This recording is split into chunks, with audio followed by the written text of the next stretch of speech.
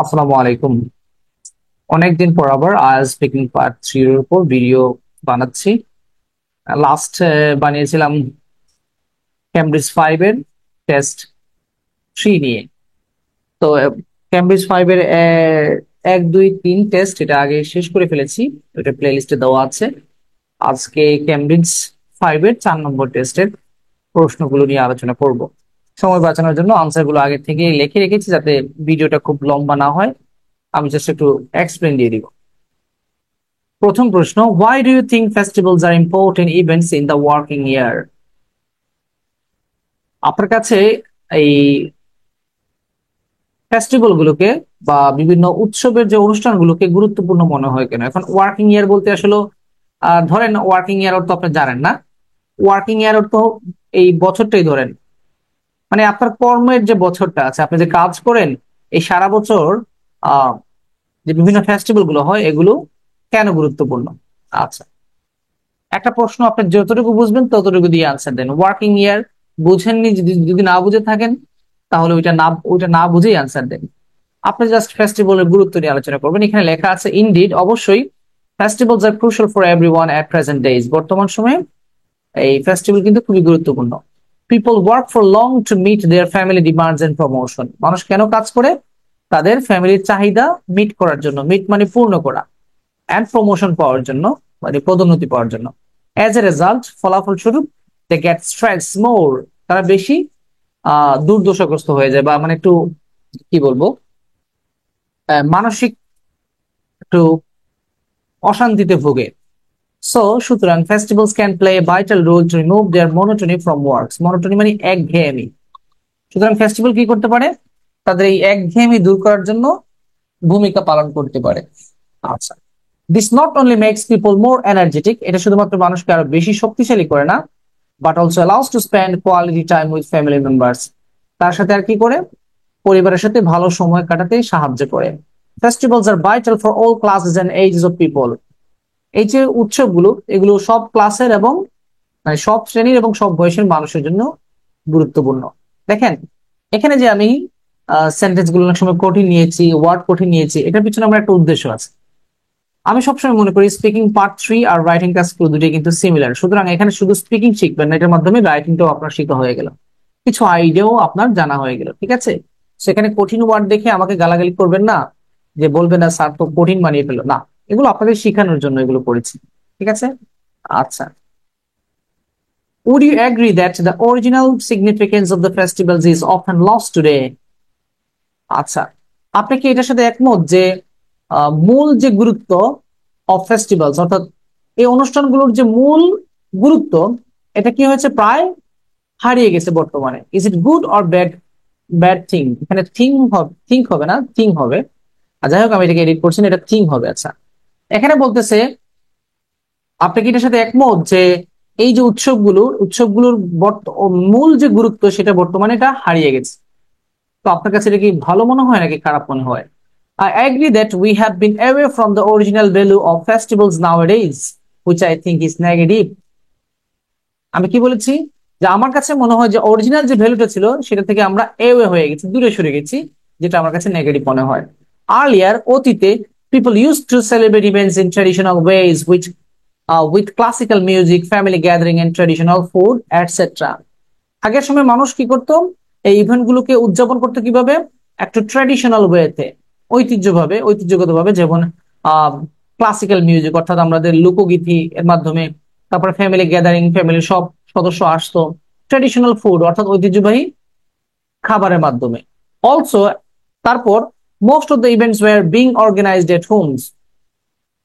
অধিকাংশ উৎসবগুলো আগে হতো কোথায়? বাড়িতে। হাউএভার, কিন্তু this scenery has greatly changed over last few years.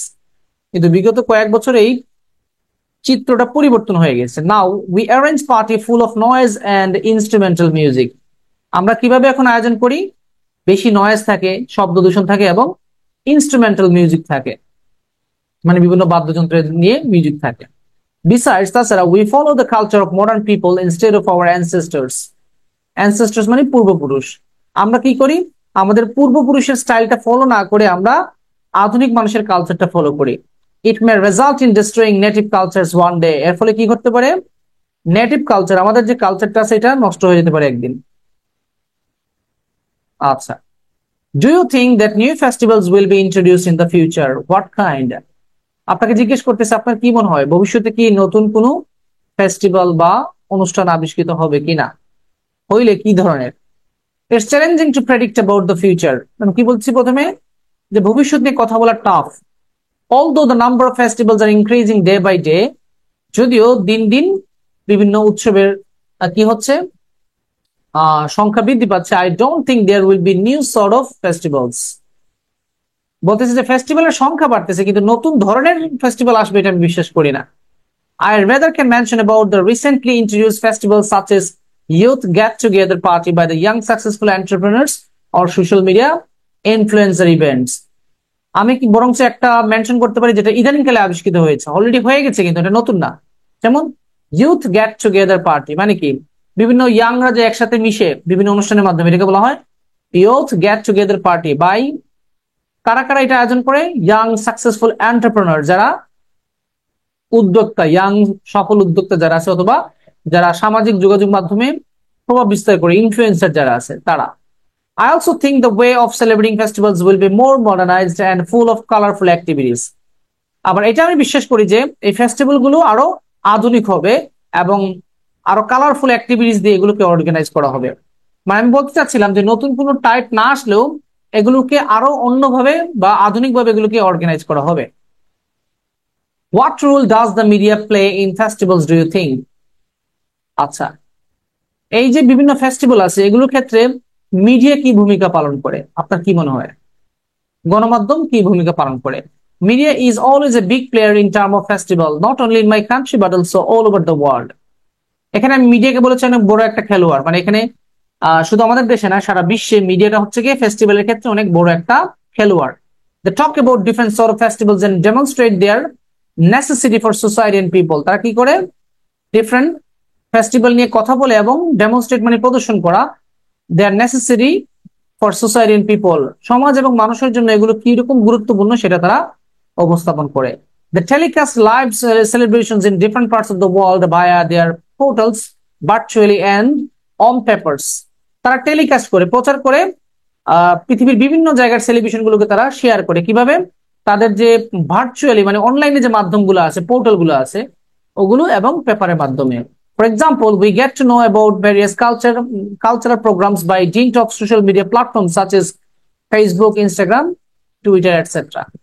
কি বলেছি আমরা? বিভিন্ন কালচারাল প্রোগ্রাম সম্পর্কে আমরা জানতে পারি কার মাধ্যমে? বিভিন্ন সামাজিক যোগাযোগ মাধ্যম, যেমন আমি ফেসবুক, টুইটার এবং ইনস্টাগ্রামের নাম উল্লেখ করলাম।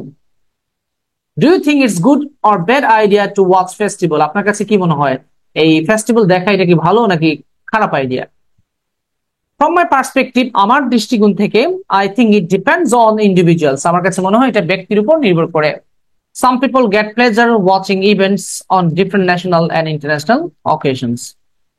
কিছু মানুষ জাতীয় এবং আন্তর্জাতিক বিভিন্ন অকেশন যেগুলো আছে এগুলো দেখে সে প্লেজার পায়, আনন্দ পায়। This also provides some informative lessons. এর মাধ্যমে কিছু শিক্ষণীয় জিনিসও পাওয়া যায়। For instance, উদাহরণস্বরূপ, very frequently, প্রায় সময়, I watch display on Navy, Air Force or Army on our national days like Victory or Independence days. প্রায় সময় আমি কি করি?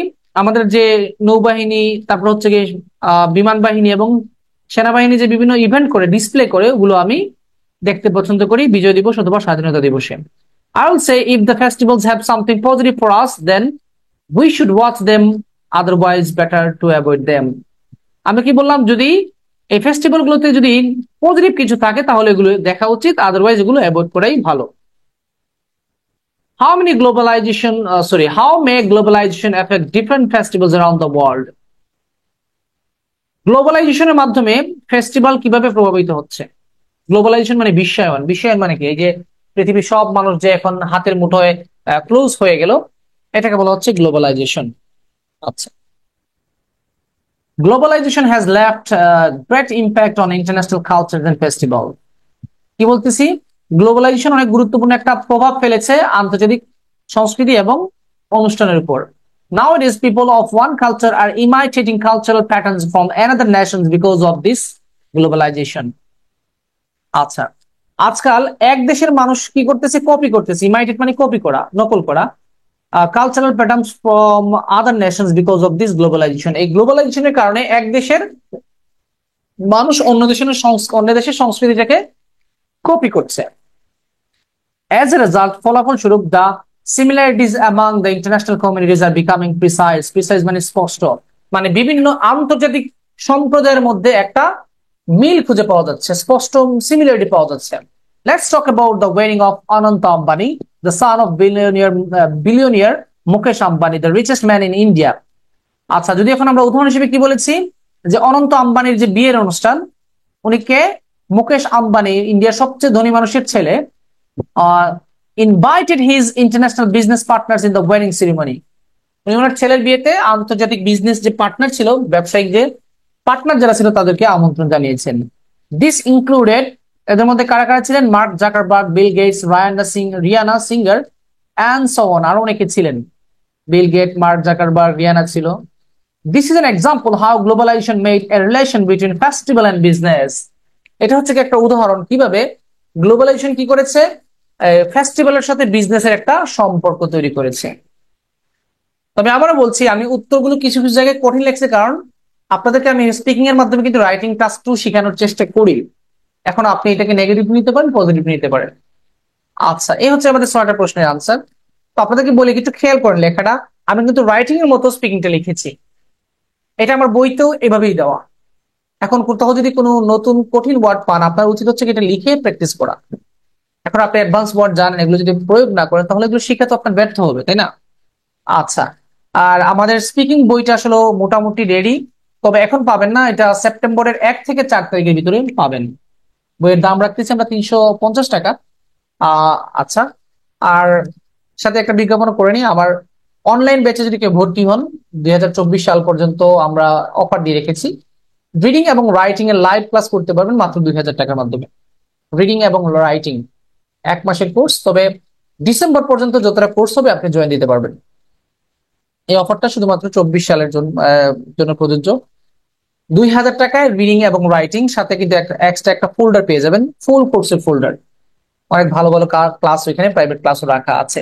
সো যারা আগ্রহী আমাদের হোয়াটসঅ্যাপ নাম্বারে যোগাযোগ করতে পারবেন। হ্যাঁ, আরেকটা জিনিস বলে রাখি, যেহেতু অনেকদিন পর স্পিকিং ভিডিও পার্ট 3টা বানাচ্ছি, রেগুলার স্পিকিং পার্ট 3 এর উপর ভিডিও দিব। আমাদের নতুন একটা টেলিগ্রাম গ্রুপ বানিয়েছি আমরা, এই ডেসক্রিপশনে লিঙ্কটা দিয়ে দিব। আপনারা বিভিন্ন ভিডিও বা বিভিন্ন জিনিস পাওয়ার জন্য আমাদের ওই টেলিগ্রাম গ্রুপে সংযুক্ত হতে পারেন। ওকে, সো আজকে এই পর্যন্ত। আমি নেক্সট বাকি যে স্পিকিং পার্ট 3 যে যেগুলো আছে আর কি, ক্যামব্রিজ 6 থেকে শুরু করে বাকিগুলো নিয়েও 1 বাই 1 ভিডিও বানিয়ে আপলোড দিব। আল্লাহ হাফেজ, আসসালামু আলাইকুম, সবাই ভালো থাকবেন।